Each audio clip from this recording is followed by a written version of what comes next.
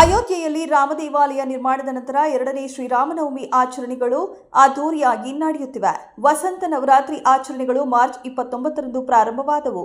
ಇಂದು ಮಧ್ಯಾಹ್ನ 12 ಗಂಟೆಗೆ ರಾಮನಿಗೆ ಅಭಿಷೇಕ ನಡೆಯಲಿದೆ. ಈ ಸಂದರ್ಭದಲ್ಲಿ ಸೂರ್ಯನ ಕಿರಣಗಳೊಂದಿಗೆ ತಿಲಕವನ್ನ ಹಚ್ಚಲಾಗುತ್ತೆ.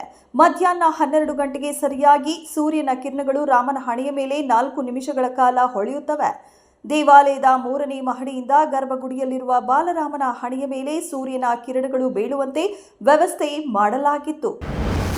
ಶಕ್ತಿ ಯೋಜನೆಯಿಂದಾಗಿ ದೇವಾಲಯಗಳಿಗೆ ಭೇಟಿ ನೀಡುವವರ ಸಂಖ್ಯೆಯಲ್ಲಿ ಹೆಚ್ಚಳವಾಗಿದೆ ಹಾಗೂ ಆದಾಯದಲ್ಲೂ ಏರಿಕೆಯಾಗಿದೆ. ಕಳೆದ ವರ್ಷಕ್ಕಿಂತ ಈ ವರ್ಷ 3 ಕೋಟಿ ಹೆಚ್ಚಳವಾಗಿದೆ. ದಕ್ಷಿಣ ಭಾರತದಾದ್ಯಂತ ಭಕ್ತರನ್ನ ಹೊಂದಿರುವ ಕೊಲ್ಲೂರಿನ ಶ್ರೀ ಮೂಕಾಂಬಿಕಾ ಕ್ಷೇತ್ರದ ವಾರ್ಷಿಕ ಆದಾಯವು ವರ್ಷದಿಂದ ವರ್ಷಕ್ಕೆ ಏರಿಕೆಯಾಗುತ್ತಿದ್ದು 2025 ಹಾಗೂ 25ನೇ ಸಾಲಿನಲ್ಲಿ 71 ಕೋಟಿ ರೂಪಾಯಿ ದಾಟಿದೆ.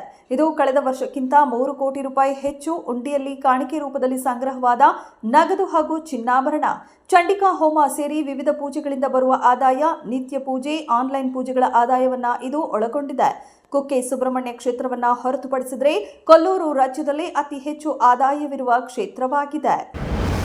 ದೇಶಾದ್ಯಂತ ರಾಜಕೀಯ ಚರ್ಚೆಗೆ ಕಾರಣವಾಗಿರುವ ಏಕರೂಪ ನಾಗರಿಕ ಸಂಹಿತೆಯ ಕುರಿತಂತೆ ಹೈಕೋರ್ಟ್ ಕೇಂದ್ರ ಮತ್ತು ರಾಜ್ಯ ಸರ್ಕಾರಗಳಿಗೆ ಸಲಹೆ ನೀಡಿದ್ದು, ಯುಸಿಸಿಯನ್ನ ದೇಶದಲ್ಲಿ ಜಾರಿಗೆ ತರಲು ಅವಶ್ಯವಾದ ಕಾನೂನು ಜಾರಿಗೆ ತರುವ ನಿಟ್ಟಿನಲ್ಲಿ ಕೇಂದ್ರ ಮತ್ತು ರಾಜ್ಯ ಸರ್ಕಾರಗಳು ಪೂರಕ ಪ್ರಯತ್ನ ಮಾಡಬೇಕು ಎಂದು ಹೈಕೋರ್ಟ್ ಸಲಹೆ ನೀಡಿದೆ.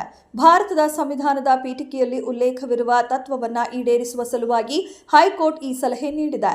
ಆಸ್ತಿ ಹಂಚಿಕೆಗೆ ಸಂಬಂಧಪಟ್ಟ ಸಮೀವುಲ್ಲಾ ಖಾನ್ ಸಲ್ಲಿಸಿದ ಮೇಲ್ಮನವಿ ಅರ್ಜಿಯ ವಿಚಾರಣೆ ವೇಳೆ ನ್ಯಾಯಮೂರ್ತಿ ಹಂಚಾಟೆ ಸಂಜೀವ್ ಕುಮಾರ್ ಯುಸಿಸಿ ಕುರಿತು ಈ ಸಲಹೆ ನೀಡಿದ್ದಾರೆ.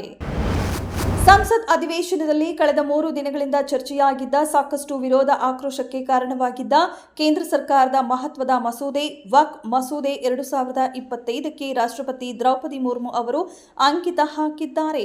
ರಾಜ್ಯಸಭೆ ಹಾಗೂ ಲೋಕಸಭೆಯಲ್ಲಿ ಮಂಡಿಸಲ್ಪಟ್ಟ ಬಳಿಕ ವಿಪಕ್ಷಗಳು ಮುಸ್ಲಿಮರು ಟೀಕಿಸಿದ್ರು. ದೇಶವ್ಯಾಪಿ ಹೋರಾಟಗಳು ನಡೆದವು. ಈ ಮಧ್ಯೆ ಏಪ್ರಿಲ್ 5ರಂದು ರಾಷ್ಟ್ರಪತಿಗಳು ಈ ವಕ್ಫ್ ಮಸೂದೆಗೆ ಒಪ್ಪಿಗೆ ನೀಡಿದ್ದು ರಾಷ್ಟ್ರದಲ್ಲಿ ಹೊಸ ಕಾನೂನು ಜಾರಿಯಾಗಿದೆ.